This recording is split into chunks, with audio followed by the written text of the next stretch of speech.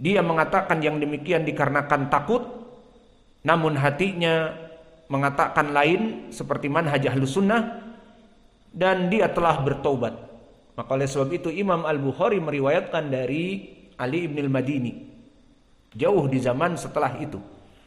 Kemudian Ali ibn al-Madini meriwayatkan an Sufyan. Maka Ali ibn al-Madini banyak meriwayatkan dari dua Imam Sufyan, namun yang diinginkan kandidat ini Sufyan ibnu Uyainah. Karena gurunya Sufyan ibnu Uyainah ini yang menyebabkan dia harus Sufyan ibnu Uyainah. Maka Sufyan di sini Sufyan ibnu Uyainah an Abi Ya'fur, dan Abu Ya'fur adalah Abdurrahman ibnu Ubaid. Dan Abu Ya'fur di sini tidaklah dia mempunyai murid dari Sufyan kecuali Ibnu Uyainah. Maka di sini menjadilah Sufyan Ibnu Uyainah bukan Ats-Tsauri. Karena Abu Ya'fur dia adalah Abdurrahman ibni Abdillah. Dan Abu Ya'fur di sini rawi yang thiqah, disikohkan oleh para ulama. Abu Hatim mengatakan la ba'sa bihi, dan Imam Ahmad dan yang lainnya mengatakan thiqah. Kemudian meriwayatkan dari Abu Duha, dan Abu Duha Muslim ibnu Subaih Al-Hamdani, dan dia dithiqahkan oleh Abu Zur'ah, An-Nasai, Yahya ibnu Ma'in, maka dia rawi yang thiqah.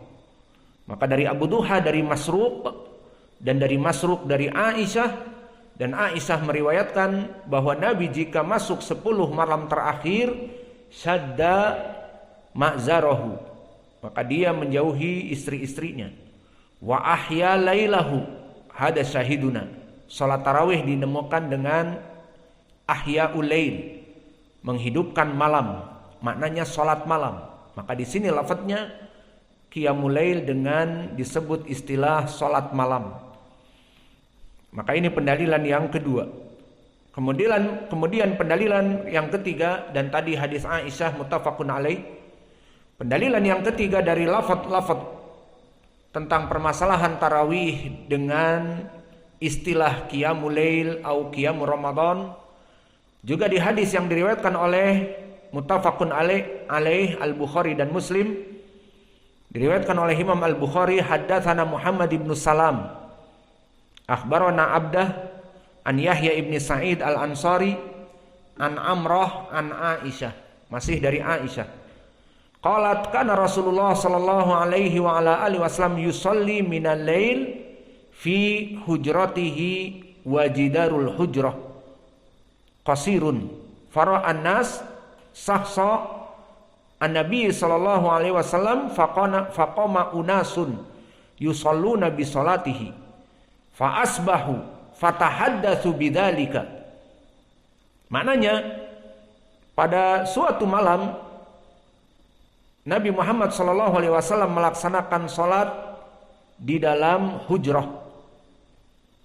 Maknanya Nabi salat di saat dia iktikaf di malam terakhir dari bulan Ramadan. Fara'an nas sakhsa an-nabi sallallahu alaihi wasallam, maka manusia melihat sosok Nabi Muhammad sallallahu alaihi wasallam salat. Faqama unasun yusalluna bi salatihi, maka salatlah manusia di belakangnya. Ini awal pertama salat tarawih di dalam sejarah Ramadan. Fa asbahu fatahaddatsu bidzalika, maka di saat pagi mereka menceritakan kepada kaum muslimin, bangga salat bersama Nabi di malam Ramadan, waktu iktikaf. Senang, bangga salat di belakang Nabi. Yang lainnya yang tidak iktikaf tidak tahu.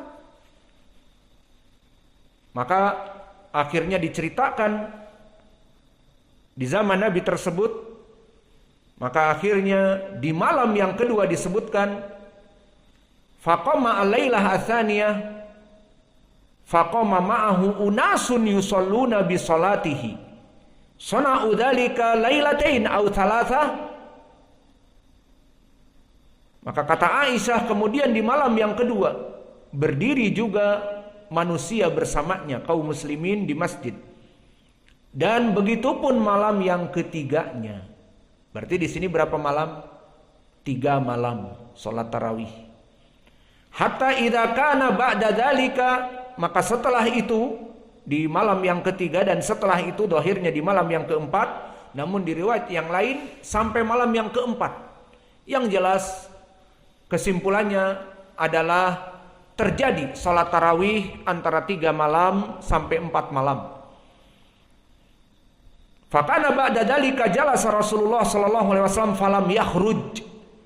Maka di malam yang keempat seperti di kisah hadis Aisyah ini, Nabi tidak keluar. Falamma asbaha dzakara dzalika an-nasu. Maka di saat fajar manusia bertanya kepada Nabi, "Ya Rasulullah, kami berkumpul lebih banyak pada malam terakhir itu."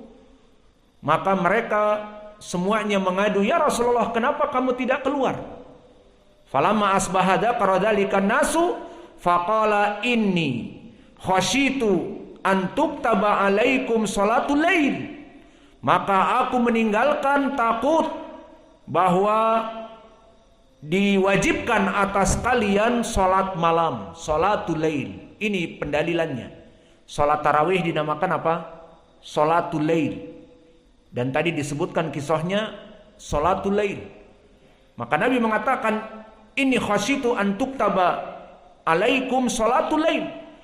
Sengaja aku tinggalkan agar tidak diwajibkan atas kalian salat malam. Dan di riwayat yang lain, dan kalian pasti tidak akan pernah mampu untuk melaksanakan salat malam jika diwajibkan. Maka hadis ini diriwayatkan oleh Imam Al-Bukhari dari Muhammad ibn Salam, dan Muhammad ibn Salam Al-Baikundi Al-Bukhari.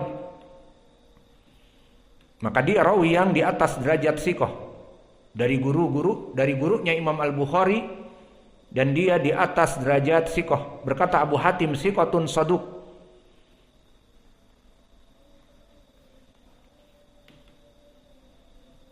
Dan Abduh ibnu Sulaiman meriwayatkan dari Abduh ibnu Sulaiman, dan Abduh ibnu Sulaiman rawi yang di atas derajat siqah. Disebutkan oleh Imam Yahya ibnu Ma'in siqatun, di riwayat yang lain sabtun. Dan berkata Imam Ahmad siqatun siqah. Maka ini menunjukkan dia di atas derajat siqah. Adapun Amrah yang meriwayatkan dari Aisyah, Amrah bintu Abdurrahman Al-Ansariyah, maka dia rawi yang siqah pula. Bahkan Imam Ibnu Ma'in mengatakan siqatun hujjah. Dan Muhammad Ibnu Sa'ad mengatakan alimah, bahwa dia tabi'iyah yang faqih, berilmu, dari fuqaha at-tabi'in. Dan min asbatinas, dari hadis Aisyah, min a'laminas hadis Aisyah. Maka poin pendalilannya di sini, salat bersama Nabi 3 malam. Di malam yang keempat Nabi tidak salat. Poin pendalilannya juga disebutkan salatul lail, bahwa salat tarawih salatul lail. Kemudian penulis juga beristidlal dengan hadis yang keempat untuk menjelaskan bahwa salat tarawih adalah qiyamul lail dan qiyamul Ramadan. Diriwayatkan oleh Imam Abi Daud rahimahullah, haddatsana Musaddad haddatsana Yazid ibn Zurai' akhbarana Daud ibn Abi Hind anil Walid ibn Abdurrahman an Jubair ibn Nufair an Abi Dzar. Hadis ini dikeluarkan Abu Daud selesai dari pendalilan Al-Bukhari dan Muslim, berpindah kepada Ashabus Sunan. Hadis Abi Dzar ma'ruf, yang nanti lafadznya sering kita ulang di salat tarawih, man shalla ma'al imam hatta yansarif kutiba lailah wahidah au lailah kamilah. Barang siapa yang salat tarawih bersama imam sampai selesai, ditulis dalam keadaan salat sepanjang malam. Hadis ini masyhur diriwayatkan oleh Abi Dzar. Maka di dalam hadis ini diriwayatkan oleh Imam Abi Daud tadi, dan diriwayatkan oleh Imam An-Nasa'i, dan diriwayatkan oleh Imam Ahmad dan yang lainnya. Berarti madarus sanadnya kepada siapa? Kepada Daud ibnu Abi Hind, Anil Walid ibni Abdurrahman, An Jubair ibnu Nufair, dari Abi Dzar. Maka hadis ini hadis yang sahih. Adapun rawi-rawinya Daud ibnu Abi Hind, langsung kepada madarul hadis. Daud ibnu Abi Hind masyhur dengan kunyahnya Daud ibnu Abi Hind. Maka dia asalnya Daud ibnu Dinar. Jadi Daud ibnu Abi Hind Al-Basri. Dan dia dari atas derajat sikoh. Disebutkan oleh Imam Ahmad sikotun sikoh. Dan disebutkan oleh para ulama seperti Sufyan Ats-Tsauri, hufad al-Basriyin, minal hufad al-Basriyin, dia dari para penghafalnya orang Basrah.